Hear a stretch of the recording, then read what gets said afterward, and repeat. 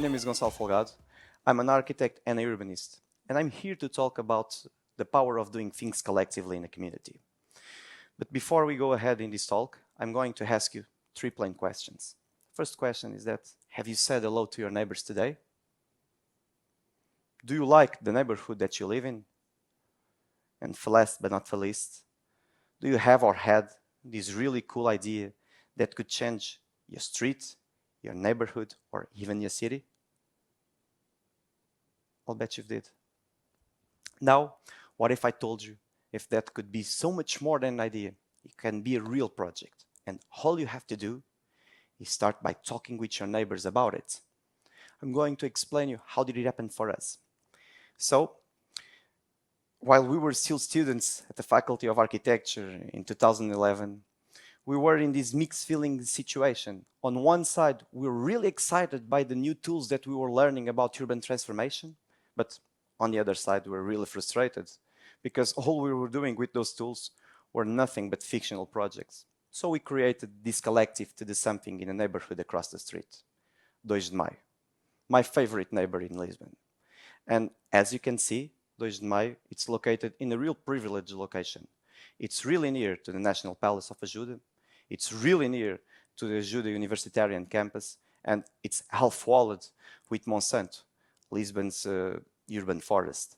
And on top of this, you got to see the best riverside seeing over the Tagus, and then you have 2 de Maio. The first thing we did as a collective, we just went to the neighborhood, and we start by asking the people in the streets in whatever ways could we be useful to them. And soon we have realized that we didn't have the resources to solve all the problems.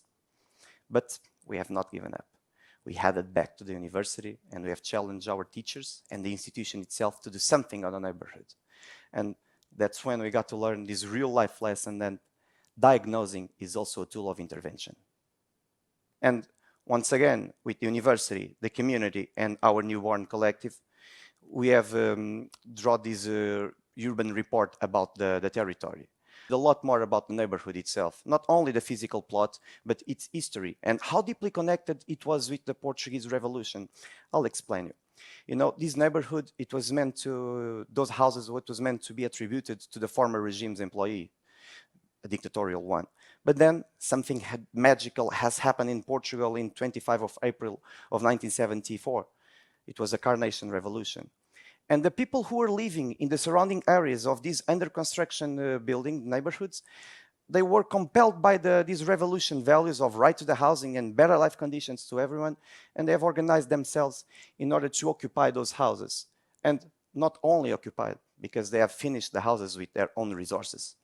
Now, knowing a lot more about the neighborhood, based on this urban report, based on our countless perceptions, and mostly on the endless conversations we had with the community, we drew up this local action plan, this time with more funds, with more resources. By the way, we were being funded by the municipality program, BIP-ZIP, which fund local initiatives. So our first principle of activity, it was to empower people by giving them tools. And the first thing that we have done, it was to rehabilitate this old basement. It was an open door process where we invited associations, companies, informal groups, universities, public powers, citizens, you name it, who wanted to be in that process were more than welcome.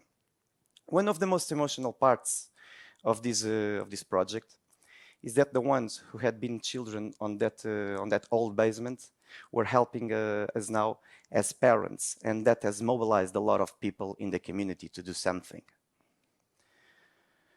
Although this was a real participated project, I must stand out one stakeholder in particular, which were the kids. The kids were there from the day one, and they have done it all, since breaking down walls, guarding the materials, thinking about what that space could be, and due to that, they claim that space for their own even nowadays. And the space, it's quite like this. If you want to be part of a collective decision or an improvement process in the neighborhood, that's the place you got to go to. The next one I'll bring you, it's building communities with urban gardens.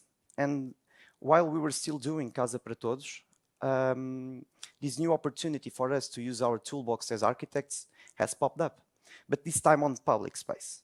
And there was this small tension between the municipality and the residents. On one side, the municipality wanted to reconfigure the urban gardens, but on the other side, the inhabitants didn't want to wreck their gardens down. So our role on this one, more than doing any kind of architectural procedure, it was more of a mediators. And we have 3 steps plan. The first step, it was to re-engage that local group as a community again. They were no longer a community. The second one was to show the different kinds of gardens and the different kinds of agriculture and permaculture techniques that they could be using on their gardens in order to improve the crops. And only by fulfilling these 2 steps, we would go for the architectural procedure. So we have done these seminars where we have invited other agricultures and permaculturists from outside Lisbon in order to change it, to share experiences with the urban farmers from the neighborhoods. Then we have done these workshops of how to do it, how to do your own composer. And to sign a landmark in the community, we have built this aromatic spiral in order to celebrate that they were no longer a group, they were a community back again. And then we have advanced for the architectural procedures and the collaborative planning things. It was quite easy to do this part because all of the other steps were taken. And by telling you this, I'm not saying that this was an easy or a soft process. It wasn't. It took us almost 2 years to make all of this happen, but nowadays it's quite like this. You can see a lot of people on the gardens because this picture was taken in the afternoon, and these people really go early to their garden. But fortunately, that working in community isn't just about architecture and urban planning. You know, party takes a huge role on this. In fact, party is identity. And when we started planning and co-designing and co-producing Feira do Galo, Roosters Fair, we felt the community's pulse differently on this. They were more engaged than the usual. And this may happen due to 2 reasons. The first one is that we were bringing back an old tradition of making this party. The older ones knew, the newer generations, they just heard about this party. So they were really excited to experience this. The second one, it was the place. Once again, the place. We were touching in the community's heart. Because in the neighborhood, people often told us that the palace, the National Palace of Ajuda, it belongs to the rich and the powerful. Although the square that this party would take place, it belongs to the people. So they were really engaged to do something in there. And our role on this one, it was just to engage all of the stakeholders in the community to do something to the party and to help them and to support them to achieve their goals. For instance, the Faculty of Architecture, they have the communication materials, the design, the flyers, providing a really cool and a real dignifying looks for the party. Then the Residents Association, they have operated in a real professional way, like a communication agency. They have thrown these small block parties in order to communicate and to advertise the party itself. And actually, they have done this so well that we, as a collective, were receiving dozens of volunteers on a daily basis to do something and to post the billboards around the parish and the territory to advertise the party itself. But we weren't ready for what was coming next. When we started to see the tents and the stage being assembled, well, this happened. Everybody was there. And by being there on that particular place and hearing people talk about how could they be part of an improvement process in their own community, in their own street, with their own people, it was something that still today gives me the goosebumps. And it was maybe, I don't say maybe, but it was the most impactful thing that we've ever done by the mindset that was generated on that night. By doing Feira do Galo, we have understood that we weren't the only ones doing this kind of projects, grassrooted and participatory ones. There were other collectives that, like us, were doing the same kind of things and standing up for the same values as we did. But there was this small gap. because there wasn't any kind of platform, any kind of local network that I could be access to others' projects and methodologies and stuff. And so we came up with this idea. How about if we create this platform where we can search these kind of different projects by activities, by territories, by organizations, by objectives, you name it. And this is how Fórum Urbano has popped up. In fact, Fórum Urbano isn't just an archive or repository of projects, it's also a hub of partnerships. Imagine you want to do a gender equality project on your neighborhood, but you didn't know how to do it, how to start it. You can go to the platform, you can search who has done what, you can learn from their experience, but more than that, you can invite them to be partners with you and to do something on your neighborhood.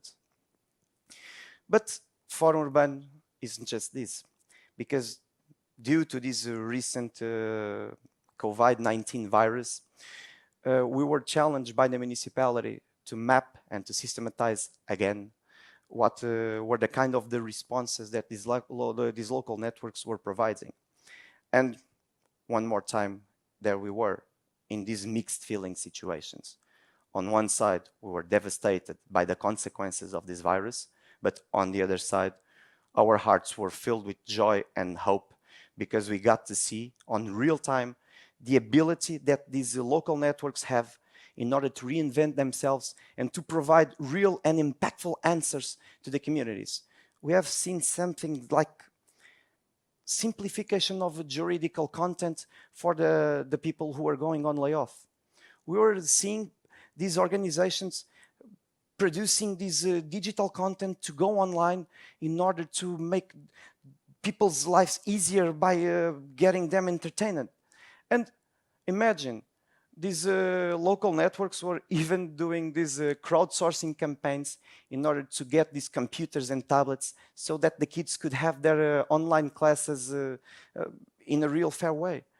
So it was something quite beautiful seeing all of this happen at the same time. One of the coolest things about Platform M as this small marketplace where the associations can say what are the goods or the resources that they need, but more than that, what are the resources that they have and that they are willing to share with others once more to cross territories, to create partnerships and synergies. So this is really cool, by the way. When we have started all of this, I admit it to you, we were playing a deep bluff because we didn't know if this worked out, if participation would be the path to go to. But almost 10 years later, I can say it's not only effective, but it's the right way to go to. Because first, if you bring people to the decision, they will add their value by bringing their perspective. Second, people feel heard, and this is quite cool for their self-esteem. And third, and that's the most important one, by feeling that their opinion is taken in consideration by the ones who decide, people start to believe again in democracy.